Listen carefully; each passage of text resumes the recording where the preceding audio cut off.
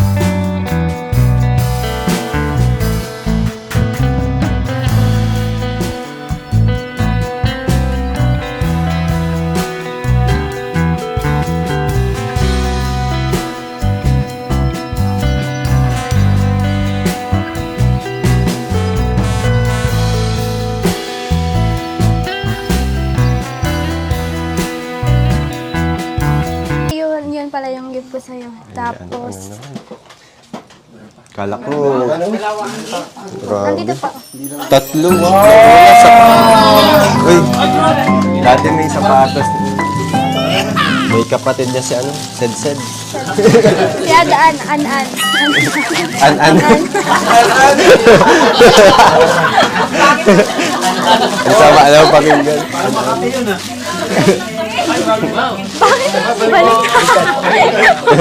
Baliktad pa.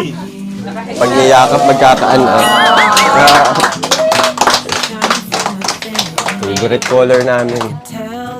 An. Welcome home. Oo, ano? Parang kasing laki ko na. Kaya nga, mas malaki pa dun sa ano.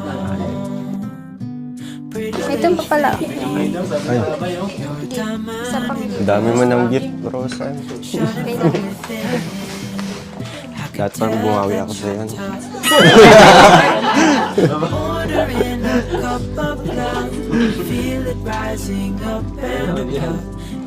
Uy, ano to? Ay, pampor na. Thank you. Thank you.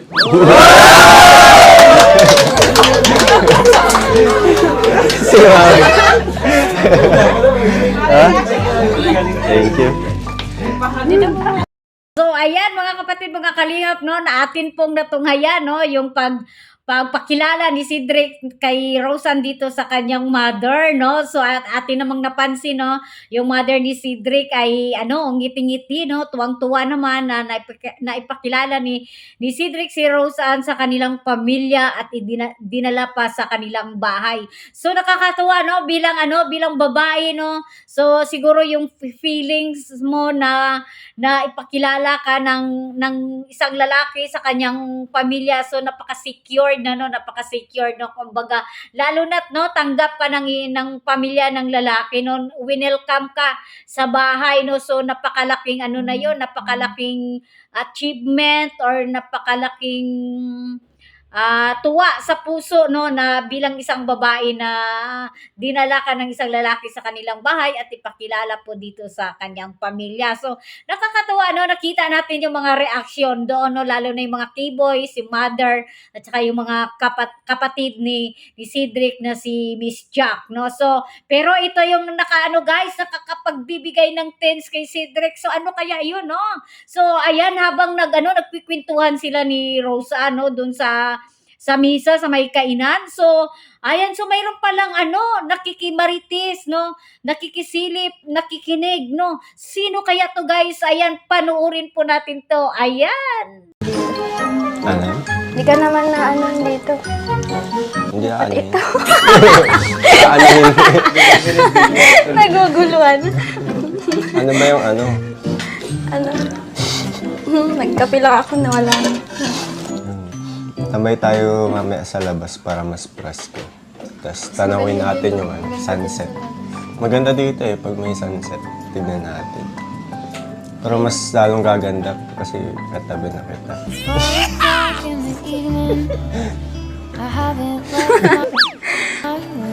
Hirap pala pag may kapatid na nanonood. So yun guys, nakita nyo kung sino yung nakikimaritis, di ba? Walang iba kundi si Miss Jack, yung ate ni Cedric, no? Sino ba naman ang hindi matitensya, no? Habang kakwentuhan mo yung iyong iniibig, no? Yung iyong napupusuan, tapos may nakikinig, no? Tapos yung reaction, guys, kilig na kilig, no? Kilig na layan, so, no? Diba? Tawang-tawa si Miss Jack, no? Habang tinitingnan, no? Nakikinig doon sa usapan ng dalawa, no? O, diba ganyan yung mga ate, guys, no? May may pagkamaritis yan, no? Siyempre, para alam niya kung ano yung mga pinagsasabi, no? Yung diskarte ni Cedric doon kay Rose, no? Diba nakakatuwa? Ito pa guys, no, niyaya ni Cedric na ilabas si Roseanne doon sa kanilang bakuran, no. Nakita naman natin kung ano kaganda yung paligid ng bahay nila Cedric, no. Yung palibot, no, parang siya, yung mga nakita ko doon mayroong sakahan, no, mayroong palayan, no. So niyaya niya ngayon si Roseanne para ma-witness yung sunset na pinagmamalaki ni Cedric na maganda daw tingnan. So, ayan, panoorin natin ang nakakakilig na eksena, guys. Ayan, sabayan nyo ako, samahan nyo ako dito. Sabay-sabay tayong kiligin dito sa eksenang to, guys. Ayan na! Sila. Ano yun? Easy.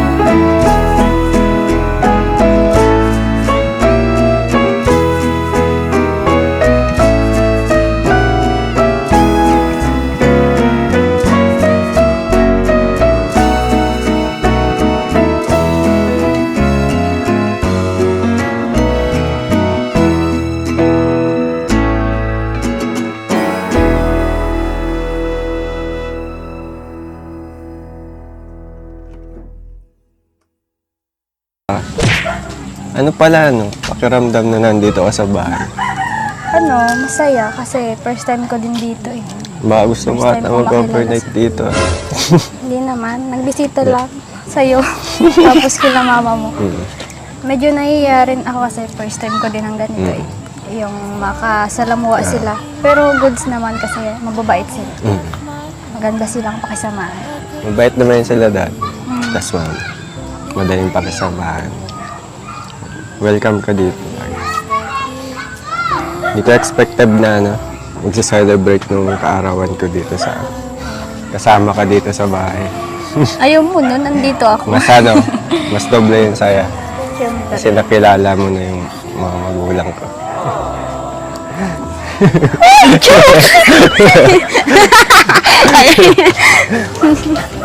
Bakit naman doble yung saya? Siyempre, nakilala mo na yung magulang ko.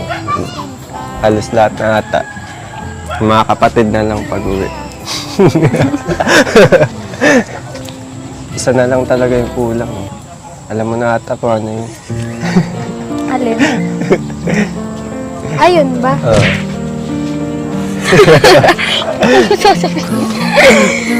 Ano? Ano? Ano? Akala ko na pag-usapan na natin yun. Siyempre, Ay, alam mag-aaral pala. mo na ako. Diba? Maghintay ka naman siguro. Oo, makapaghintay naman ako. Pero pwede naman yung habang nag-aaral. Grabe ka na. Ano ba yun? Joke lang. Hindi naman kita minamadali. Parang totoo eh. Baka bakalbo mo na yung halaman. Kaganin mo. Ang ganda talaga dito sa inyo. Masyadong green. Masyadong nature yung dating. Tapos tahimik. Wala kang ibang makikita kundi mga halaman. Sunset. Peaceful masyado. Ang ganda ng And kung gusto mo ulit magbisita dito, welcome ka naman. Bukas dito na. Bukas agad. Oo, pwede man. Gusto mo kahit tumira ka pa dito. Joke lang po, Nanay Nora. Hanggang dito na lang guys yung aking pagre-reaction video dito sa love team na si Drake, no? And of course, ayan, sa muli, ayan, supportaran po natin ang ama ng Kalingap, Kuya Val Santos Matubang, and Kalingap Prab, no? Ayan, panoorin po natin ang kanilang mga videos in live, at saka wag po tayo mag-skip ng ads para po makatulong tayo sa kanilang mga beneficiaries, guys, no? Ayan, and of course, no, inyo din pong tulungan, no, ang ating mga charity vloggers, no, especially po na assign dyan sa landing pads, no, andyan po sa Gumaka, Quezon, ayan, J. Morillo Vlogs, Kalinga Pleja, Maramara 77, Aljus Eagle, rather, and of course, dito sa Dunsol, andyan po si Kalinga Pusi and Tatay Papsi, and punta naman po tayo sa landing pad sa Mindanao, sa Malalag, Davao del Sur, andyan po si Ria Olarte and Mick Agnes Vlog. So hanggang dito na lang guys, and of course ang inyong lingkod, huwag niyo pong kakalimutan, pag hindi pa kayo nakasubscribe, please subscribe, share and like, and of course click the notification bell para updated kayo sa aking mga reaction videos. Ayan, hanggang dito na lang, and bye bye mama, chup chup.